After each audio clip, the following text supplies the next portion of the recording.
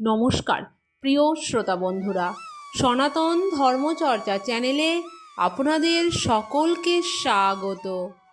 আজকে আমরা আলোচনা করব কামোদা একাদশীর পৌরাণিক কাহিনী।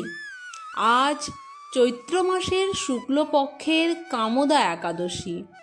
আজকের দিনে অন্তত একবার হলেও শ্রবণ করুন কামোদা একাদশীর ব্রতকথা, ব্রত মাহাত্ম্য, পৌরাণিক কাহিনী। একাদশী উপবাসে অসমর্থ হলে অথবা ব্রতদিনে সাধুসঙ্গে হরিকথা শ্রবণে অসমর্থ হলে এই একাদশী মাহাত্ম্য পাঠ বা শ্রবণ করলে অসীম সৌভাগ্যের অধিকারী হবেন।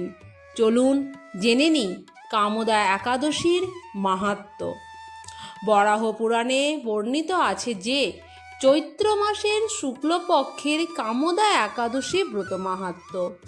মহারাজ যুধিষ্ঠির ভগবান শ্রীকৃষ্ণকে বললেন, আপনি কৃপা করে আমার কাছে কামোদা একাদশীর মহিমা কীর্তন করুন। ভগবান শ্রীকৃষ্ণ বললেন, হে মহারাজ, এই একাদশীর ব্রত সম্পর্কে এক বিচিত্র কাহিনী বর্ণনা করছি, আপনি তা মনোযোগ সহকারে শ্রবণ করুন। বহুকাল পূর্বে মহর্ষি বশিষ্ঠ মহারাজ দিলীপের কৌতূহল নিবারণের জন্য এই ব্রতকথা কীর্তন করেছিলেন।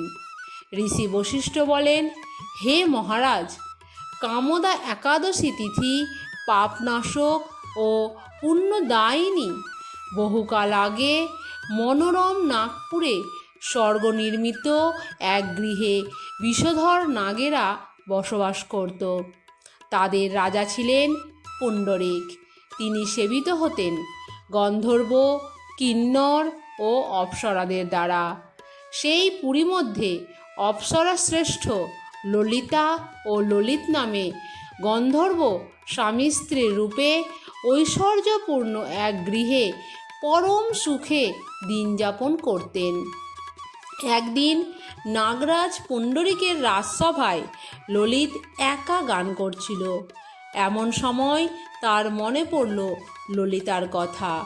ফলস্বরূপ সঙ্গীতের স্বর, লয়, তাল, মানের বিপর্যয় ঘটল। কর্কটক নামে এক নাগ ললিতের মনোভাব বুঝতে পারল। ব্যাপারটি সে পুণ্ডরিক রাজাকে জানালো। তা শুনে সর্পরাজ ক্রোধ ভরে কামাতুর ললিতকে অভিশাপ দান করলেন, রে দুর্মতি, তুমি রাক্ষস হও। সঙ্গে সঙ্গে সেই ললিত ভয়ঙ্কর রাক্ষস মূর্তি ধারণ করল। তার হাত 10 যোজন বিস্তৃত, মুখ পর্বত গুহাতুল্য, চোখ দুটি প্রজ্বলিত আগুনের মতো, ঊর্ধ্বে 8 যোজন বিস্তৃত প্রকাণ্ড এক শরীর সে লাভ করল। ললিতের এইরকম ভয়ঙ্কর রাক্ষস শরীর দেখে ললিতা মহা দুঃখে চিন্তায় ব্যাকুল হলেন। স্বেচ্ছাচারী রাক্ষস ললিত দুর্গম বনে ভ্রমণ করতে লাগলো। ললিতা কিন্তু তার সঙ্গ ত্যাগ করল না।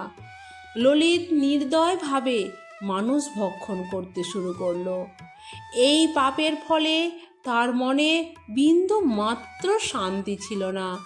স্বামীর সেই দুরবস্থা দেখে ব্যথিত চিত্তে রোদন করতে করতে ললিতা গভীর বনে প্রবেশ করল।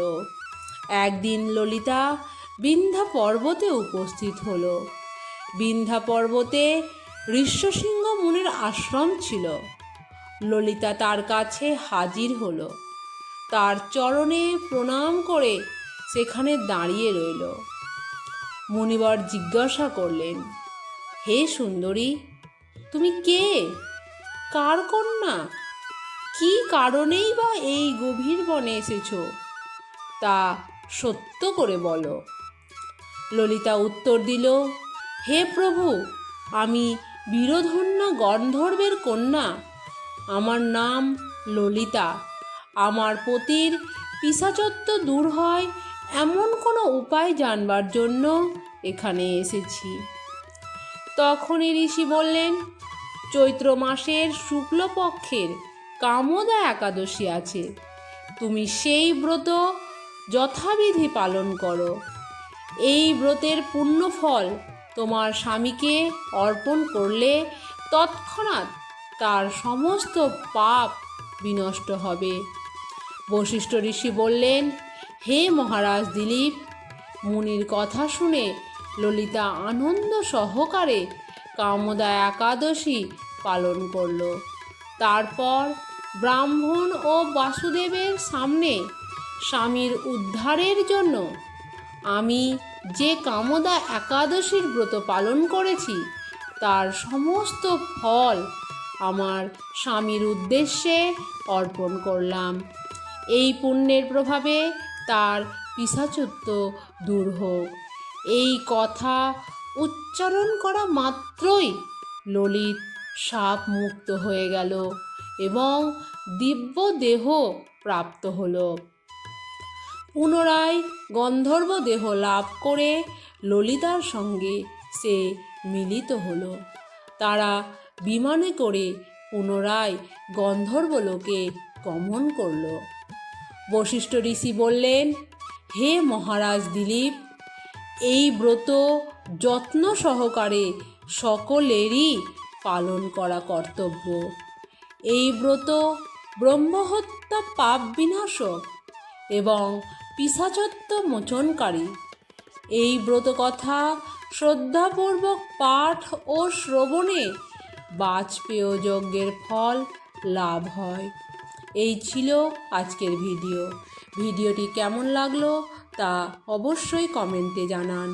আর ভিডিওটি লাইক, শেয়ার ও কমেন্ট করতে একেবারেই ভুলবেন না।